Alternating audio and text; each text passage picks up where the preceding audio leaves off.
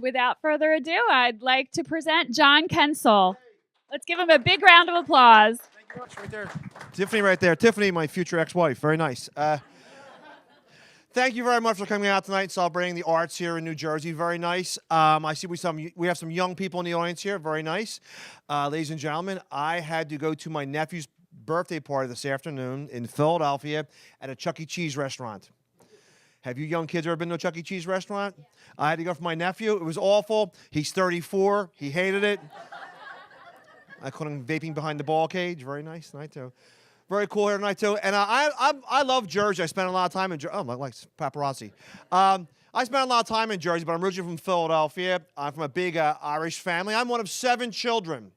Okay? Anybody out there a bigger family than 7 out there?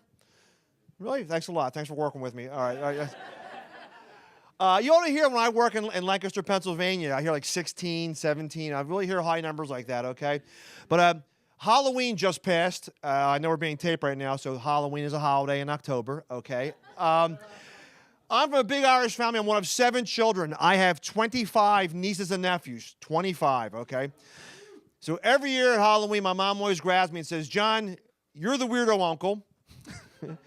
It's your job to take your nieces and nephews on a haunted hayride, okay? And you've seen these haunted hayrides like Michael Myers Woods, like Freddy Krueger's patio, stuff like that. Something scary for the kids, like a taping of The View, like stuff like that, right? I have 25 nieces and nephews. I cannot afford to take 25 nieces and nephews on a haunted hayride. So what I did, I just drove them through Camden with my windows down. Like, oh my God, neck tattoos. Oh my God, what's going on here? Right? Now, I'll tell you, this is a neat part of southern New Jersey. Pretty cool, right? I use my GPS to get here. Ladies and gentlemen, I have one of the first GPSs ever made. It's the size of this guitar speaker right here. It's on my dashboard, and I never update it like you're supposed to. You're supposed to update your GPS systems, okay? Mine still says things like, turn left at Blockbuster Video, all right? Make a right at the Radio Shack, right? And I'm driving through. It could have taken me the easiest way to get here. It's taking me through the dirt roads and backwoods of New Jersey, and there's like flaming pumpkins being thrown at me by a headless horseman. It's just a nightmare to get here. And no, the worst problem about having a GPS, it takes you the most convoluted Pac-Man type way to get somewhere. And then you hit return home. It says make left, get on turnpike, right? It's a... And I apologize, I'm speaking so fast. I was really nervous about getting here on time, okay? And I'm flying down here, and I wanted to get an energy drink to be awake for the show, okay? I see a sign in the distance.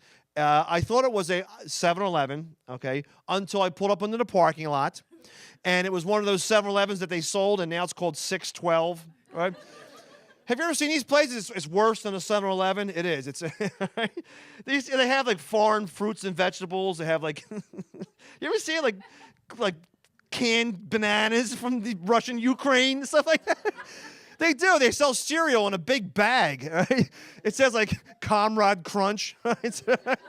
The bag says contains tractor parts. Like, oh, what's going on?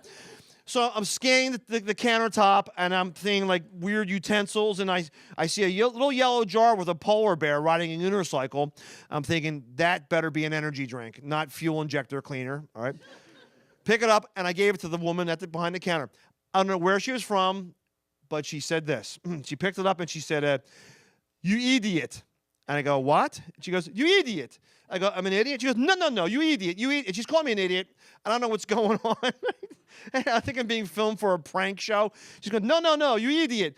And I know I have a Philadelphia accent. I don't know where her accent's from. I don't know, Sweden and Delp, I don't know, wherever. But she's going, you idiot. So finally, to save myself embarrassment, I look at the counter, and here's on the cash register, here she was saying the price. She wasn't saying, you idiot. She was saying $2.88. $2.88, right? She's yelling, screaming and stuff at me. But I'll tell you what, it's the holidays just passed, okay? Ladies and gentlemen, this is no lie. I went to my friend's house on Thanksgiving last week, okay? My friend's wife, I swear, went out and she bought a 50-pound turkey. I always thought like that was ridiculous, a fake size like that. This thing weighed 50 pounds, all right? It was the biggest turkey I've ever seen in my life.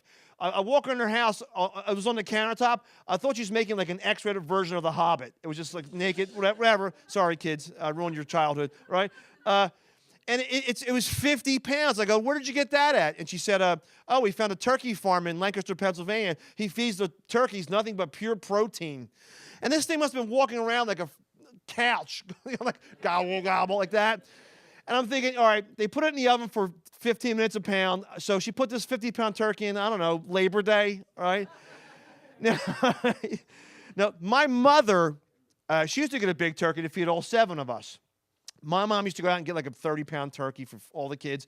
And my mom was a typical Philadelphia mom. You know, she drank Budweiser with her feet. No, she had, doesn't make any sense. Thank you very much. I'm taping this. Okay.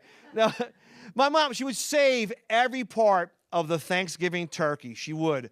The first day be turkey, next day turkey sandwiches, next day turkey stew, turkey ice cream, turkey omelets. My mom would even save the skin from the turkey, and she would make little vests for my nieces and nephews to wear to school. And you see them waiting for a bus like this, being chased by seagulls and crows and stuff like that. Right? I'm sorry. You know, let me ask you guys a question. Now, this is New Jersey, the Garden State. Jersey's also known for its the shores, the wonderful beaches. I have a question for you, lovely folks, about one thing. How come seagulls are in great shape, seagulls, and they eat nothing but junk food? Do you ever see a seagull? It's all barrel-chested, and it's eating French fries and onion rings and hoagie rolls and mozzarella sticks and pizza crust and all that stuff. Honestly, and they're walking around all like in shape, right? Honestly, for the amount of junk seagulls eat, they should be like leaning on the boardwalk, just going like, wearing like a little NASCAR shirt, you know, taping it, right? This is very nice here tonight, too. All right, this is pretty cool. I love it. This is a nice tight community right here. Very nice. It reminds me, like I said, I mentioned my family. I love my family a real lot. Over Thanksgiving dinner, is there any veterans here tonight? Any veterans here? Oh, one veteran. God bless you, sir. All right, very cool. Check this out. Over Thanksgiving dinner, my father is a Korean War veteran, and my brother is a Gulf War veteran. They're telling the most wonderful, incredible stories about seeing the world and serving their country. God bless them, okay?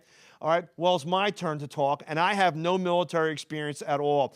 My military experience was I was a mall cop at the Cherry Hill Mall food court. So, like, they're telling a story, so it's my turn to tell my exploits. And I'm like, oh, yeah, I'll never forget about the crouton riot in 1998. We were at a Bako Bits. I had to call for backup, and they were on break. This is nice here. Very cool night, too. I'll tell you what, the holidays are coming up. Christmas time is coming up, or whatever you celebrate. Ladies and gentlemen, this is my second holiday as a single man. All right, thank you very much. eHarmony. All right, thank you very much. Now, okay, worst dating service ever? Ancestry.com. Okay, now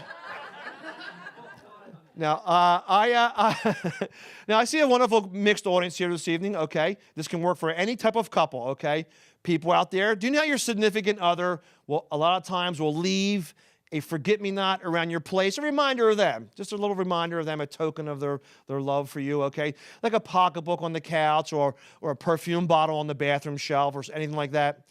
All right, no lie. Do you know what my ex-girlfriend left at my place for me? Her mom, right?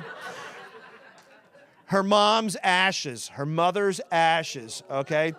It's been almost 2 years. I still have that little white box from the crematorium with her mother's ashes in it, no lie, okay? So meanwhile, she's out having a great time. I have her mom's ashes, okay? I come home, my brother's over my house, and he smokes, and he's using the box as an ashtray. And I'm like, what are you doing? And he's like, I couldn't find an ashtray. I'm like, really? Is there a label on the front with her picture or whatever? And I'm like yelling at him. All of a sudden, my phone rings, and it's my ex. And she's like, hey, John, how's my mom doing? I'm like, she's gaining weight. Hello, how are you doing? Very nice. Now, check this out. I mentioned my parents earlier. Okay, my father is an 89-year-old retired plumber. My dad loves watching baseball on TV, okay? But my dad's very cranky. And my dad hates the national announcers on TV. He can't stand it. He just loves the local announcers on any baseball game. So my dad does something. Does anybody here do this, or your parents do this? My dad will sit down and put the game on TV. He'll turn the volume down and put the game on the radio. Look, he'll watch it on TV, but listen to the radio in the background because he likes the local announcers, okay? All right, well, I go over to my dad's house this year. He's watching the baseball game on TV with a TV tray, ginger ale, Kraft macaroni and cheese, and he has the volume turned down with a pair of pliers because he got the TV at a flea market. Oh, wait, I'm wrong now. I forgot. My dad doesn't do that anymore. He snapped the knob off the TV. So you know what my dad did? He took a knob off the oven and stuck it on the TV, right? I'm like, Dad, what are you watching? And he's like, I don't know, broil. I'm watching the self-cleaning miniseries for 4 hours, right? So I'm enjoying the baseball game with my father. It's on TV, radio in the background. And after about 5 minutes, I realized something. My dad has the wrong radio station on. Here he has on Power 99, a local rap music station.